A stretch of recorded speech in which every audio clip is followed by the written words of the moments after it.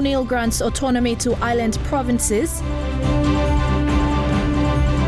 National Planning Summit to address medium-term development plan. And Seventh-Day Adventists clean up Mt Hagen Town. This is National EMTV News with Helen Sayer. Good evening and thank you for joining me for Sunday's news. Prime Minister Peter O'Neill has granted autonomy to New Ireland and East New Britain provinces. Mr. O'Neill said the national government cannot continue to micromanage provinces, and in the next 5 years, his government will ensure the island provinces' autonomy. Prime Minister Peter O'Neill, who was in New Ireland province recently, announced his government's intention to give autonomy to New Ireland and East New Britain province. And I want to assure the both governors that in the course of this term of parliament, as long as we are in government, that will be our agenda. We must make sure that we have the autonomous arrangements in place before we go to the next elections. There is a commitment that I'm giving to you as leader of our government, that we will work together and put in a team together to make sure that we progress this quickly. The Prime Minister said Waigani can no longer micromanage the country, and the way forward was giving the powers back to the provinces. Cannot micromanage our country. That is why empowering our provinces, empowering our districts is the way to go. Over the last 5 years in government, we have spent close to almost 5+ billion kina. That funding has gone directly to the provinces. On top of that, we have spent over 700 million kina every year to try and educate our children right throughout the country. He said his government saw the need for services at a rural level, which prompted the creation of the District Development Authority. A government that has now introduced District Development Authority is precisely because of that frustration. Frustration of lack of services in the remotest parts of our country. But there are problems at the most rural level when it comes to education and the health service that is supposed to be accessible. The question is, will autonomy improve the situation? Mr. O'Neill says just because there are challenges, it should not stop the government from continuing the policies. We have not missed one toya in sending that money down to the people where it is needed the most. And that is a sort of policy that we must continue to build on. Yes, there are challenges of overcrowding, lack of teachers, but it must not stop our children's right to go to schools, our people's right to have access to better health care, our people's right to contribute positively to our country's development. Meanwhile, Governor for New Ireland Province, Sir Julius Chan, says they are ready for autonomy. We are still the only province with a pension for our older and disabled citizens. And we have done this in many other ways as well. In short, we have shown that we are ready for autonomy. Adelaide Sirox Curry, National EMTV News. And one of those powers conferred on the New Ireland provincial government is the power to manage and distribute tuition fee-free allocation. This follows a memorandum of understanding between the national government and the New Ireland provincial government. Education Minister Nick Kuman says the province has proven its powers in administrating its funds and policies that support TFF. The MOU was signed between the New Ireland provincial government and the national government. The signing enables the government to disperse tuition fee-free to the New Ireland provincial government to have an upper hand in managing and allocating TFF funds. This will see New Ireland use its TFF allocation and to report to the national government. Minister Kuman says New Ireland has proven in the last years to be capable in managing its affairs. We want to see that there must be greater accountability, meaning that the provincial government and, of course, the schools must account for the money that they receive for the education of our children in the country. Governor Sir Julius says this will help improve the financial status of its education system. In New Ireland, we have already moved one step ahead of trying to stabilize the flow of the TFF So I want to assure the Minister and the Secretary and the Prime Minister that we will not let you down. Meanwhile, Prime Minister Peter O'Neill maintained that its education policy has seen key results and significant financial support will continue. He says Enga and New Island have been in the front to drive the education policy. We have decentralized the management of the TFF to one province in our country already. That is the Enga province, and it is going very successfully. We appreciate the efforts by the New Island provincial government, who were in fact the first province to introduce free education in our country. New Island will be receiving its 2018 TFF funding in the coming week. Stanley Over Jr., National EMTV News. The National Planning Summit, set to begin in late tomorrow, is expected to have a cross-sector involvement with over 400 participants. The main agenda will be the review of the Medium-Term Development Plan 3, 2018 to 2022. With representatives from government and private sectors in attendance, National Planning Minister Richard Maru wants to see the interest of Papua New Guineans captured in the plan. The Minister for National Planning, Richard Maru, says he is looking forward to the National Planning Summit and a review of the Medium-Term Development Plan 3. It's all drafted in-house, so it's like it's our plan and not the country's plan. So it's like, and most people, because they haven't provided input, they don't seem interested in the plan. But now we are opening it up so that the whole of government, private sector, civil society, churches, everyone has an input, and we want the country to take ownership of the new plan and say it's our plan rather than it's their plan. This can no longer be the case because everyone has a role to play in helping us to build the nation. The medium-term plan is a set of goals the government hopes to achieve in a period of time. The Medium-Term Development Plan 3 is from 2018 to 2022.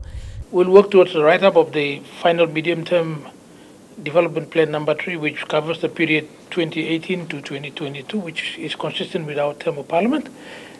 We will write it up. We are hoping that it'll take us 4 weeks for the write-up, a bit more, so that by May we should be able to provide a draft to the NEC to consider. And with the input of government, I'm talking all my colleague ministers and the Prime Minister, we are looking to have it ready for launching by the PM in June. Chief Organizer for the summit, Noel Mobia, says they anticipate over 400 participants from both government and private sectors. The Minister said there's been the anchor host for us on the ground, and they also have been very, very supportive. And Morobe Provincial Government as participants which they're putting in for the conference, which we hope will generate a lot of discussions at the questions and answer sessions. Meanwhile, the summit discussion will be broadcast live on FM 100 and NBC Radio, and live streaming online is expected as well. Adelaide Siraks Kari, National EMTV News. Meanwhile, Minister Maru also commented on the recent news of the merger between Idaranu and Water PNG. He said the merger would be the way forward in providing clean drinking water for all districts and assured that no jobs would be lost. And sanitation systems in other districts and provinces that really need water supply and sanitation systems. So I'm really excited about that. Minister responsible for water and sanitation in the country, I want to re-echo the words of our Prime Minister. It will not affect the staff. And they should not be affected because we will still need them to work to provide the services they have been providing in the city. You're with National EMTV News this Sunday. More stories after the break. Stay tuned.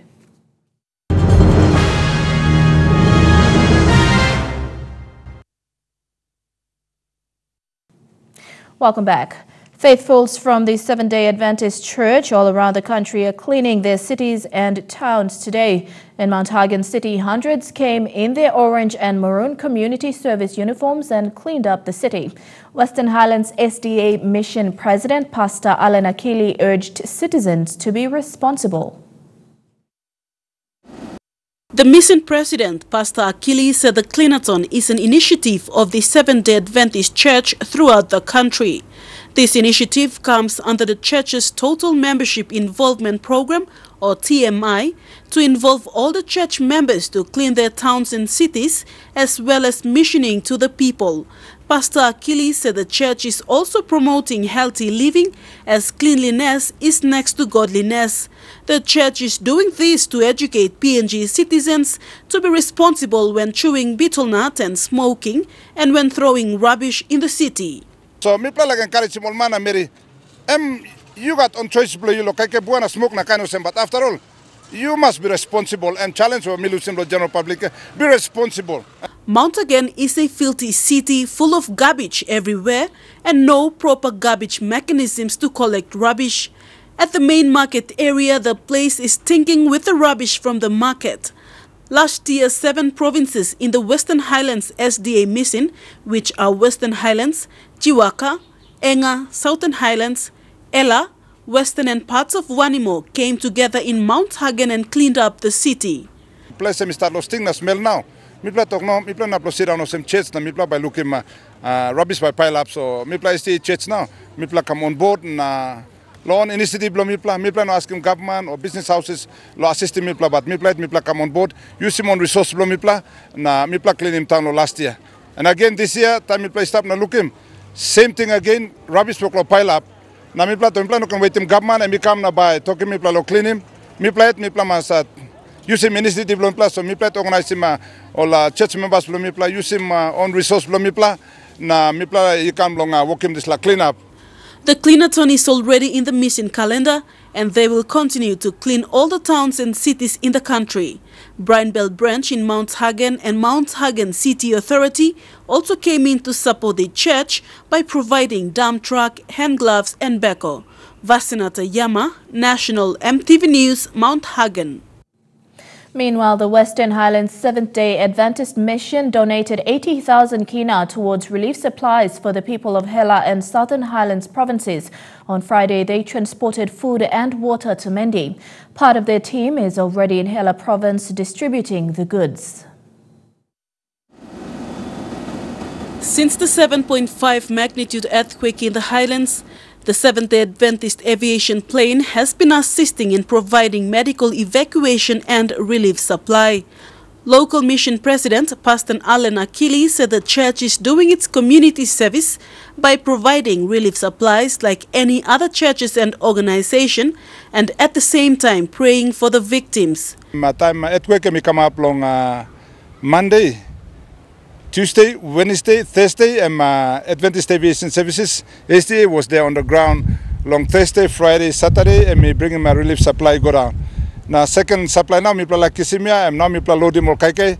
Church members in Western Highlands province contributed 30,000 kina, and the local mission gave 50,000 kina towards the relief efforts. The mission has identified areas in both provinces to reach out to them. Most of the places would require plane and chopper to bring in the relief supplies. Na o request mi pla kisim, mi pla guest asola kisim sla halvi migo, emol missionary blo mi pla ol istablo ground long sla affected area, emol oklo text na oklo inform mi pla na update mi pla one desperately on needy mia, mi pla bianim like na tintin na request blo. The Adventist Health Division is also supplying medicines to Hela and Southern Highlands. Some of the health workers are on the ground, working alongside the medical team in the affected areas. Now loading first load of medicine go to Hela. Now second team we block many na set up many staff. But we work on them all PHA na medical team long many Southern Highlands. The relief supplies are solar and battery lights, mosquito nets, salt, rice, cooking oil, noodles and biscuit cartons. Vasinata Yama, National EMTV News, Mt Hagen. Various student bodies led by students from the University of Goroka held a wheelbarrow push in Goroka Town last Friday. Stanley Nandex, the disaster relief coordinator and patron of the SHP and Hela Students Association, said the perception and the response was overwhelming. The former world champion kickboxer thanked individuals and families who participated in the walk. The wheelbarrow push raised more than 4,300 kina, while the students themselves contributed 1,200 kina. More than 1,000 students representing various institutions assisted in the fundraising. Student representatives were also told to collect data and information directly from their districts. The plan is to purchase much-needed supplies according to the records received and will be sent directly to appropriate authorities on the ground in consultation with Emergency and Disaster Relief Office in Mendi and Tari. Meanwhile, a meeting was held with Rotary International in Goroka to assist in relief efforts. You're with National EMTV News. Up next, stories making headlines overseas. Stay tuned.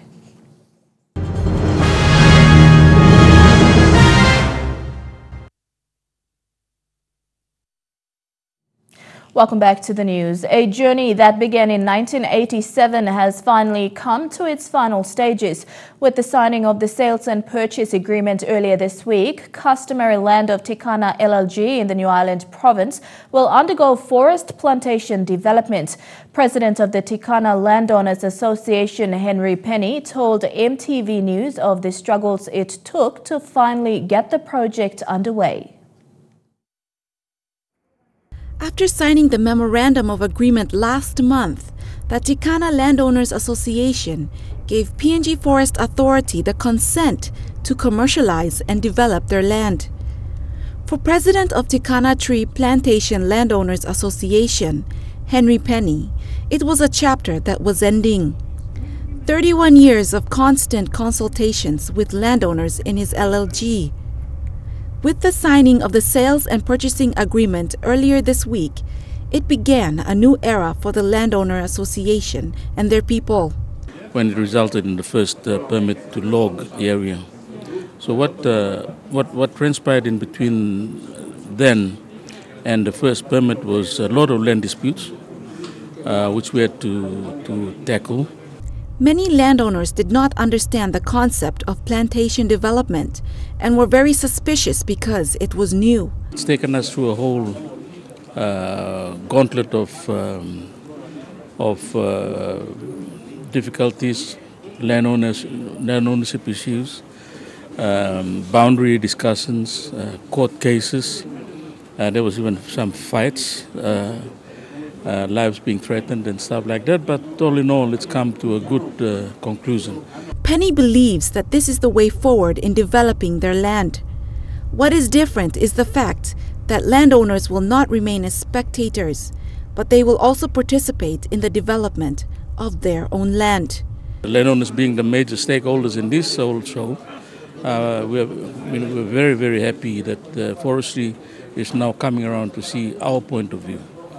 And work with us in developing those points of views into something tangible for this whole country. Lilian Sopera Kinea, National EMTV News. Australia's Prime Minister Malcolm Turnbull has closed the ASEAN summit in Sydney, declaring the friendship with 10 of Australia's closest Asian neighbours is stronger than ever. But talks about the trade, terrorism and human rights were put aside today to enjoy a ferry ride across Sydney Harbour. Making friends. Prime Minister Turnbull heaped praise on Joko Widodo yesterday. Today, he and the Indonesian president paired up to lead the ASEAN group to a waiting Sydney ferry. The harbour jaunt, part of the Turnbull government, cozying up to Southeast Asian countries the PM puts at the very heart of the stability, the prosperity, the security of our region. And security issues have been central in talks the 10 leaders have held, including China's military takeovers in the South China Sea. Yes, this has been discussed. In most meetings we discuss the South China Sea. It is not an issue which can, in a definitive way, be solved in any short period of time. The Sydney meeting is finished with a declaration that effectively criticises China, calling for non-militarisation. Missing from the declaration any mention of the Rohingya refugee crisis in Myanmar that's forced 700,000 to flee. Yeah, State Councillor of Myanmar, Aung San Suu Kyi. Myanmar's Aung San Suu Kyi criticised at the conference by Malaysian leader Najib. He argues the refugee crisis is rapidly developing into a security threat for all of the region. It's a very complex problem. She seeks support from ASEAN and other nations. Mr Turnbull says Aung San Suu Kyi addressed the leaders at length about the crisis. As other leaders leave Sydney, she is staying on in Australia for talks with the Prime Minister. New details have emerged about a crack in the Miami footbridge discussed by engineers 2 days before it collapsed. Florida officials were told there were no safety concerns hours before it fell onto a busy road, killing 6 people. Painstaking and painful, a meticulous recovery process is underway near Miami. It's going to be a long process because the amount of weight and the size of the structure that is laying on top of these vehicles. This morning, 2 more vehicles pulled from the rubble. Inside, 3 victims. This is already a difficult tragedy. We want to make sure we've been taking a moment of silence every time we recover one of those vehicles. And now, new details are emerging about possible problems with the bridge before it came down. Late Friday night, the Florida Department of Transportation released a voicemail an employee received from one of the bridge engineers 2 days before the collapse. I was calling to share with you some information about the FIU pedestrian bridge and some cracking that's been observed on the north end of the span. He goes on to say the cracks don't appear to be a safety issue. The engineering company, FIG, responded to the release of that voicemail, saying, quote, the evaluation was based on the best available information at that time and indicated that there were no safety issues. For the uncle of 18-year-old Alexa Duran, who died in the collapse, anger that more wasn't done. Well, I want to see some people say, hey, the buck stops with me. I started this. I'm the one who should have stopped it when I heard about the cracks. Cracks in a bridge that's now shattered so many families.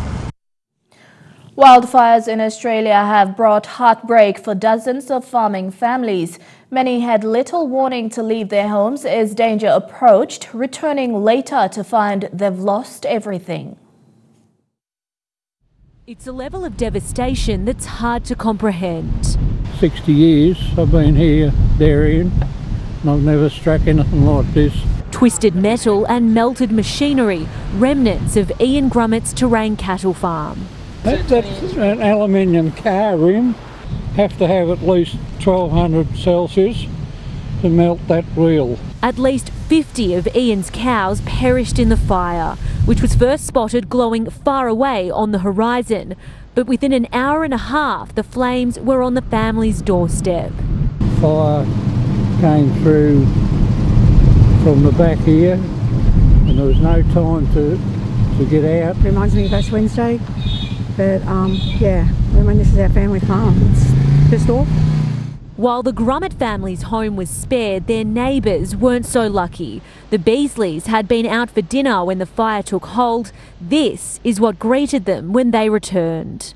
Heard that there was a fire, and by the time we sort of got here, it was gone. The occupants of this home were lucky to escape with their lives. The 81-year-old, who's lived here since he was a toddler, says if it wasn't for his son alerting him to the fire, he wouldn't have made it out alive. When we got out of the house, the embers are coming over the top, and if I'd have been here on my own, it wouldn't have been. You go and scrape up the ashes. It's just so hard. I mean, we battled the Ash Wednesday fires, and now this. Across the affected areas, there are countless tales of last-minute escapes. It was pretty scary. I didn't realise there was even a fire until we smelt smoke, and then we had about 5 minutes to get out. And now those out of the danger zone are banding together, while admitting getting back on track could take years. Everyone's doing what they can to help people out, so it's good. Chukai Sports is next. Don't go away.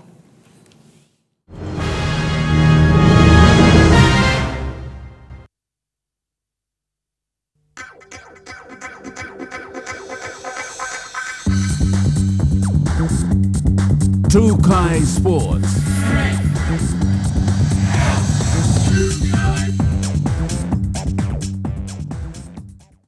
Welcome to Trukai Sports. The three-day Theodist National Swimming Championships ended today with medal presentation and the announcement of the BSP Excellence Squad. Godwin Eki reports. In the men's 50 meters backstroke, Ashley Sito finished first in a time of 28.85, just 2 seconds behind the 2015 Pacific Games time of 26.14. Ryan Maskelyne and Leonard Kalate competed in the 200-meter backstroke, which saw Maskelyne take gold in a time of 2.29.01 compared to his 2015 Pacific Games time of 2.2122, and silver went to Kalate. Freestyle specialist Sam Seges took gold for the 100-meter sprints in a time of 54.75, just 4 seconds outside of the 2015 Pacific Games time of 50.62 seconds. In the 50-meter sprints, lay-based Josh Tarere beat Sam in a time of 24.91, less than Ryan Pinney's time of 23.10 in the 2015 Pacific Games. Female swimmers Georgia Valele took gold for the 50 meters and 100 meters freestyle. Silver went to Barbara Valley and Brittany Murray picked up bronze. In the masters category, in the 50-meter butterfly, golden fish Ryan Pinney took gold, while silver went to Leigh Shannon. Under 14 and under 10 swimmers also received gold, silver and bronze medals, respectively. New addition of swimmers were also announced for the BSP Excellence Squad. It's been good. The enthusiasm of the kids has been really great to see them jumping up into probably events that they normally wouldn't do and swimming up against some of the big swimmers that are going to Commonwealth Games and swimming against the likes of myself, I suppose, as well. So it's really good to see. Ryan won't be taking part in this year's Commonwealth Games on the Gold Coast. I guess first of all, those guys coming back here is really good, and it wasn't necessary for them, but I think it's a good step for them to come back. And I know it's very close to the Commonwealth Games, but yeah, for the young kids seeing this, it's they can see that level that they need to reach to be able to go to Commonwealth Games. It's quite a high level. He says he will continue to make appearances on and off the pool, but only time will tell. A question that remains on everyone's mind: when is he retiring?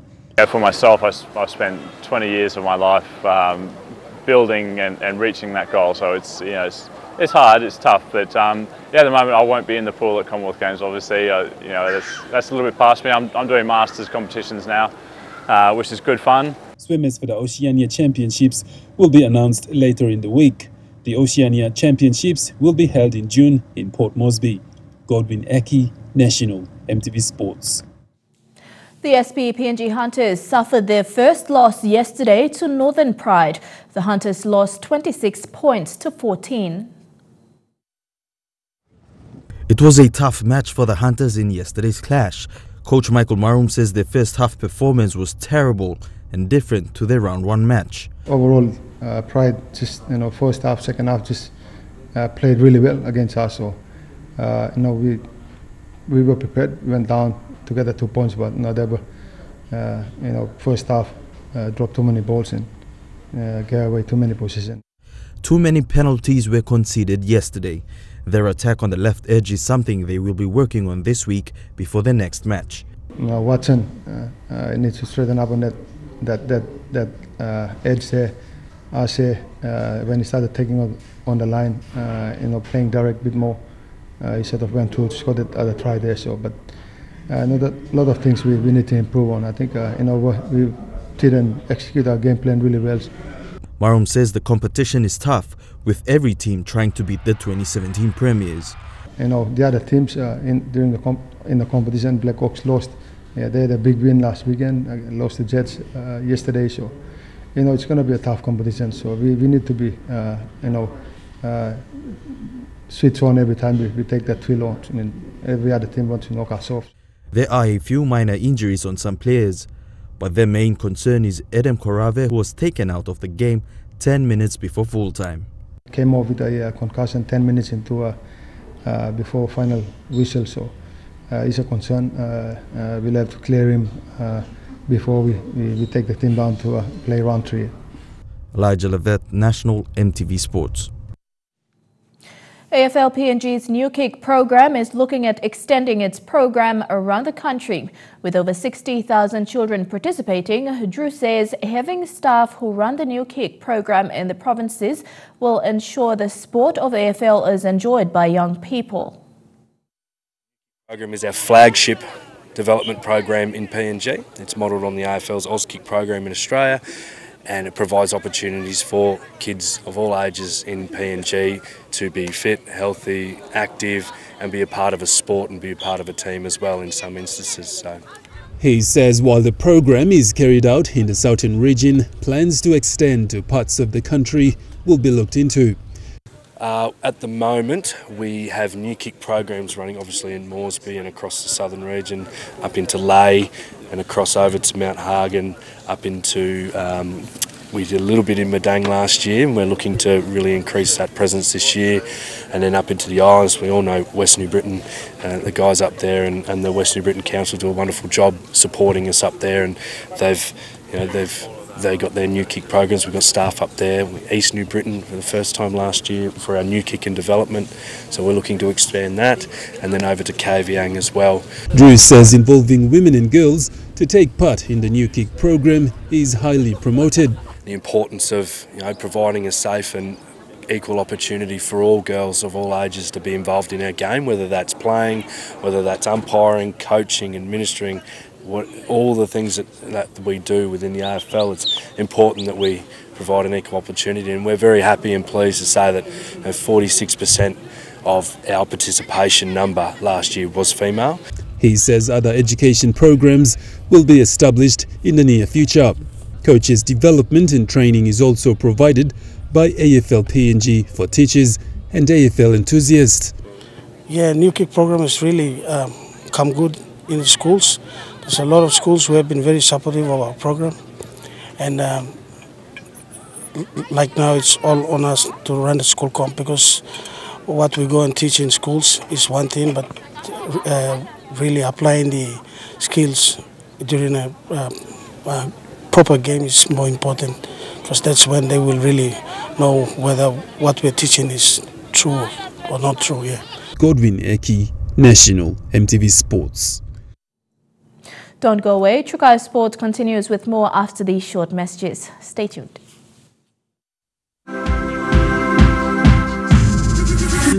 Trukai Sports. Welcome back to Trukai Sports. With the American group on the verge of buying the Warriors, they've gone back to league fans to see what they want in the club.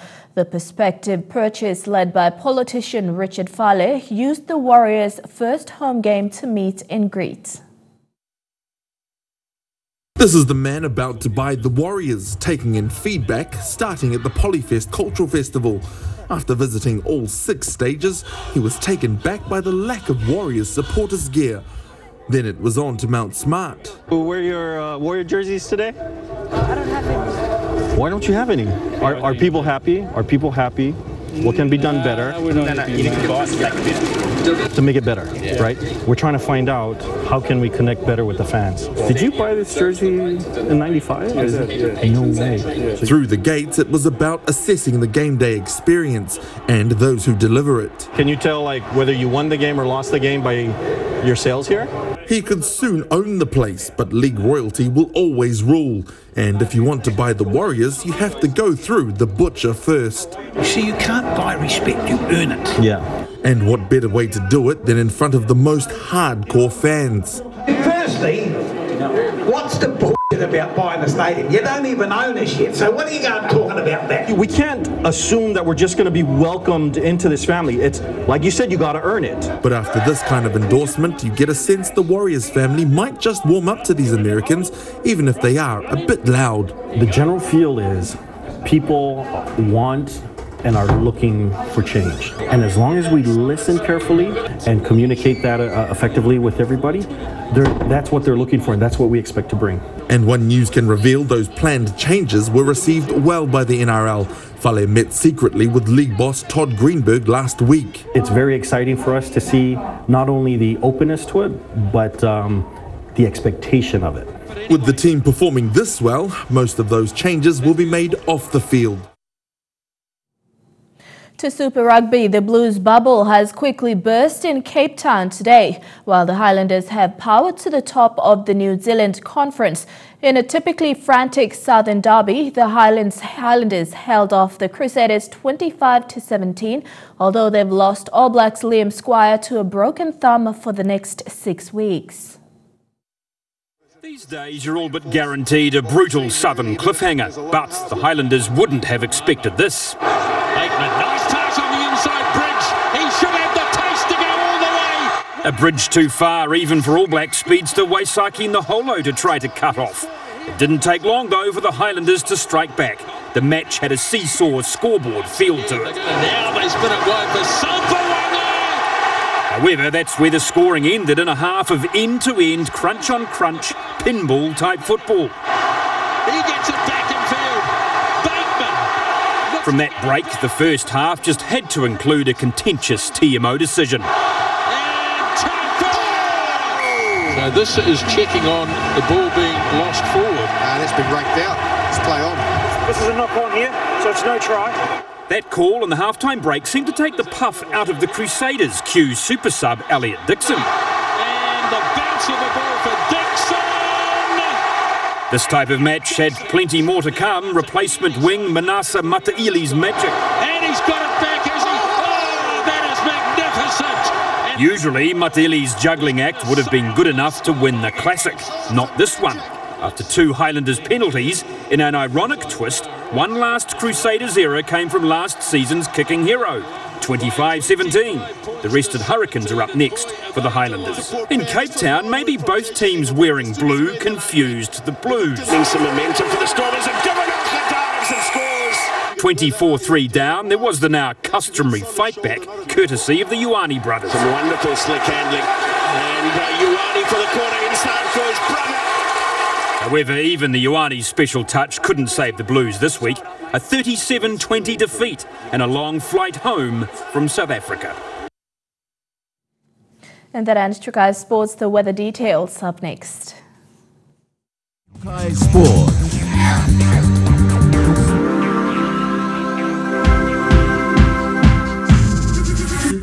Trukai Sports. The weather details were proudly brought to you by Dulux, celebrating 50 years in PNG and the only paint made in PNG.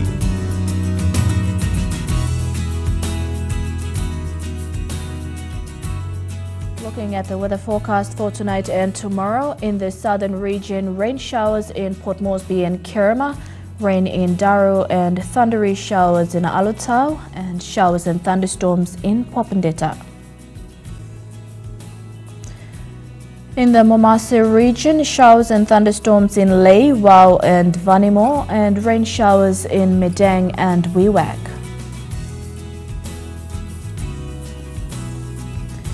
In the New Guinea Islands region, rain showers in Lorengau, showers in Kavieng, thundery showers in Kokopo, Rabaul and Buka, and showers and thunderstorms in Kimbe. And in the Highlands region, rain and morning fog expected all across the region in Mt Hagen, Goroka, Kundiawa, Mendi and Wabeg. Forecast for small ships for the next 24 hours. Waters of southern PNG-Indonesian border through Torres Strait and Daru to Kiwai Island to Kerema to Yule Island. Seas of 0.5 to 1.5 meters, rising to 2.5 meters. Waters of Yule Island to Hood Point to Samare Island. Seas of 0.5 to 1.3 meters. Waters of Eastern and Western Milne Bay Islands, seas of 1.5 to 2 meters, rising to 2.5 meters. Waters of Samare Island to Cape Vogel to Finschhafen, seas of 1.5 to 2 meters. Waters of Finschhafen through Vitia's Dampier Straits to Siasi Islands to Long Island, including waters of Long Island to Medang to Bogia, Wewak to Aitape to Vanimo and northern PNG Indonesian border, with waters of New Britain to New Island and Bougainville, seas of 0.5 to 1.5 meters. Waters of Manus and its western group of islands, seas of 1.5 to 2 meters.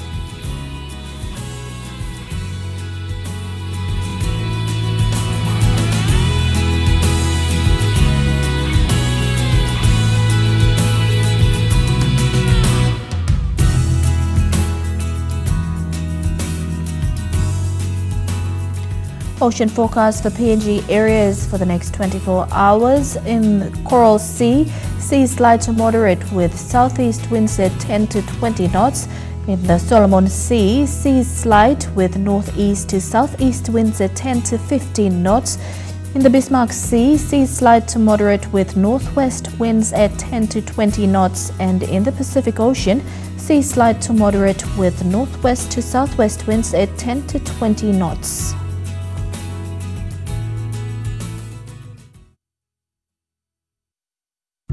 The weather details were proudly brought to you by Dulux, celebrating 50 years in PNG and the only paint made in PNG. And that's the way it is this Sunday, 18th March 2018. On behalf of the entire news team, pleasant viewing. Good night.